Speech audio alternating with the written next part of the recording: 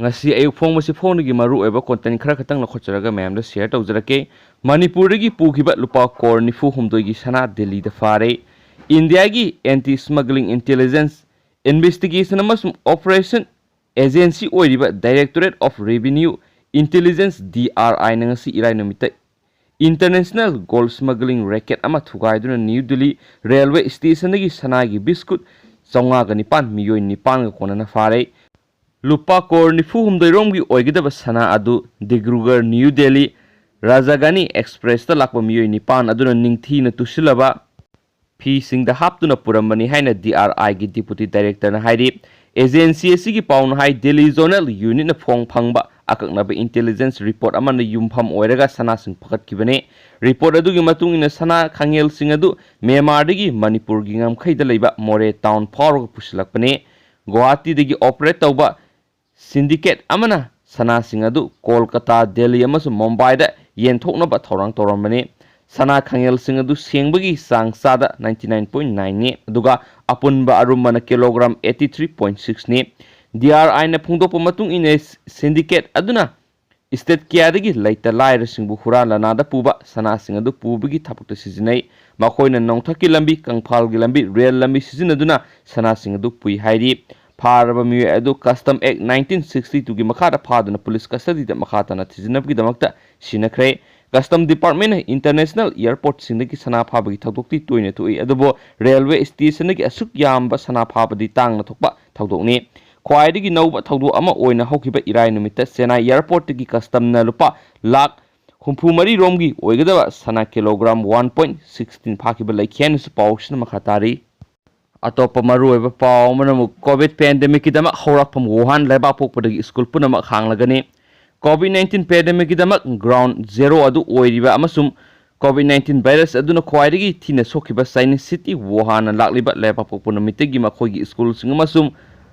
kindergarten sing amuk hana hangdoklagani haina mafam adugi authorities na haikre matamgi semester lakpaga loinana mahairoi million 1.4 da city asigi mafam kayada lairiba education institution lising ani ga sani pangani phuni thoina amuk hanna thong hangdoknaba thorang tawre hena ngarang irai numita mafam dogi government na laukthokre one university di ningthokaba numita amuk hangkre mahairoi singbu school kathok kasinda marks upsinaba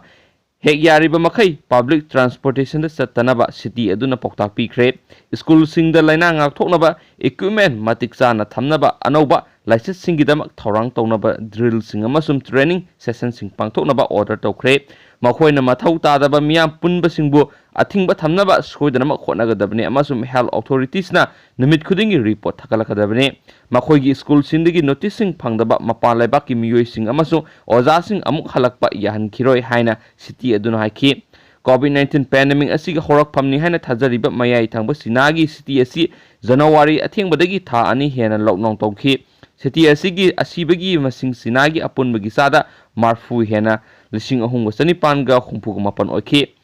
April thagi matungdagi tapna mahoksagi phibamda hanjilaktuna Wuhan lockdown lauthokre amasum May 19 dagi hauna hauzik phawbada COVID-19 virus adugi anoba local transmission sing amata thokidri hainasu pawsna makhatari atopa maruiba paw manamu Sugunu police station gi personnel taragani pan positive oire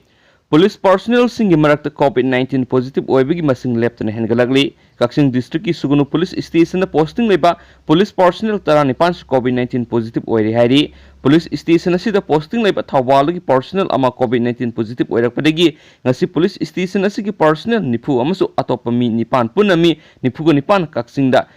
Kaksing district testing team na test tawbada police personnel taraga nipan adu positive oire khaiba khanglakibani hairi panba yabadi Thawbal gi personnel adu thasigi 13 mayumda hankraba matungda tang 13 Thawbal da test tawbada COVID-19 positive oire haiba khanglakibani makhatana hayeng SDPO Sugunu amasum Sugunu commando kangbu yauna police personnel 13 da COVID-19 test tawnaba CM sakre Sugunu police station gi personnel taraga nipan positive oirakpaga loinana Kaksing district gi apun positive case masing saningi kunga nipan suri haina district surveillance officer Kaksing Dr. Kiran elangbamna phongdorok lehen spokesna makhatari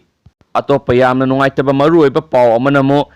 SSB da ASI oiba maitai masa ama sirei taraga nipan suba battalion SSB Rajangarda ASI oiba aduga hauji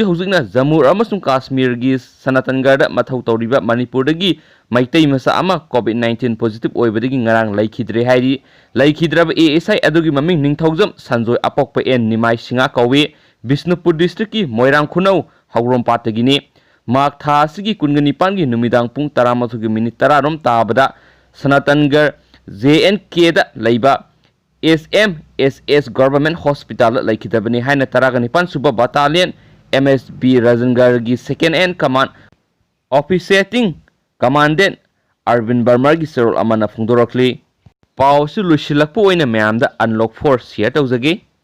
komthokadaba amasung thingadaba sing mayam phongkhre mayam da share tawjage laibak asida lakliba September amadagi sanaba hogadaba unlock 4 da hangdokadaba amadi thingadaba sing lauthokre India government ki Ministry of Home Affairs na thokiba anauba guidelines singi matung ina lakliba September amadagi hauraga September 13 fauba unlock 4 satnaragani anauba guidelines singi matung ina cantonment zone singi wangmada leiba mafam singdagi hanadagi hena komthokpa sing mathang lairaklagani adumoinama cantonment zone singdadi lockdown gi satna kangon sing yamna section mapung phana satnagani hana phungdorokli Lakliba September 3 gi hauna metro rail sing service tawba hauragani adumoinama masigi matangna Ministry of Housing and Urban Affairs na tunganba SOP sing thokani social academic sports entertainment cultural religious political amadi atai mi punba thoram sing September 18 digi mi samadagi hendana pangthokpa yaragani self defense face mask amadi hand wash natragana sanitizer di soidana sijinagadabani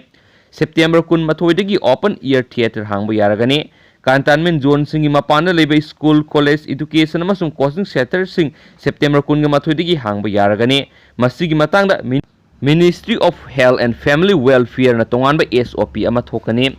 cantonment zone gi wangmada leba school singda class 9 dagi 12 phawbada leba mahairoi singna voluntary basis ta ahalaman gi aiba ayaba yarogi school ka ba yagani government na ayaba piraba mafam singde skill amadi entrepreneurship training tauba hauba yaragani laborative sizinaba mathau taba research scholars sing amadi post graduate ki mahairoi sing state ki oiriba phibam yenglaga authority gi ayabaga loinana thabak hauba yaragani cinema hall sing swimming pool sing entertainment park sing amadi open air theater natana atai theater sing di hangba yakhiroi MSA na ayaba piba natana international travel su thingli cantonment zone gi wangmada central government ki ayaba yaudana state amasum union territory singi government singna lockdown sana hanba yaroi state manung amadi state singi marakta port amadi mi puwa service tawbada athingba thamba yaroi amadi masigi hana ayaba lawbugi mathok sutade COVID-19 gi national directive singi laibak sin bathungna sanagani dukan sing customary sing physical distancing nga khalaga hangba yagani sai humpu manga gi mathak masada laina tina sian miyoi sing amasung sai tara phawbi angang sing amada miron bising di tangai phadaba thabak ki amadi haksel gi tangai phadaba lakpa natana yumdagi mapan thoktana leibana phai haiba wafam thanglakli haina su paw sina makatari atopa paw amana mu covid test toramba pharmacy ama license kakre Manipur COVID-19 gi license local transmission toroktuna khodong thiningai oiba phim ama mayuk naringai sairak Imphal West ki Thongkhong Lakshmi Bazar Yumnam Huidro Makha Lekai Delaiba MSA ke pharmacy to COVID-19 test tobagi certificate pirubagi damak state drug controller kam licensing authority na pharmacy asigi license ka kre haina su paws na makhatari loisilak pada content kan hapsaram ge ma'am drug na thomada nupi masa ama sirei Thabal district ki manung chanba Nongpok Semngai police station konba Sikhong Singya Lekai da lambi da cycle thoduna salambi nupi masa ama truck amana thomada ge lekan abangam dana laikhidrei Laibak thiba thaudo odunga se yikpung mapan makhairom tabda thokibani laikhidrabi nupi masa adugi mamingna baby irena sai tara apokpa ithemsa kawi mahak Sikhong Singya Lekai da leibani thaudo adu da scenery ba truck adu police na phabo loina na case ma lokhot khre thawai yaudra ba haksang aduna post motem tawna ba police na lokhot laga jenims ki mokta thamkre na paws na makhata na phongdurokli adugo mem ngasigi video si matang sai lusinjragi adugo anobo paw hek lakpaga marakta na mem da dum video update tawjarake adun pathok su gibra so gibra lan kiba mem yorsi mem na pigini aduga mem na video si yingbiba loram tungda comment masa mamtang mem na share tawbiram share video sai lusinjrage and thank you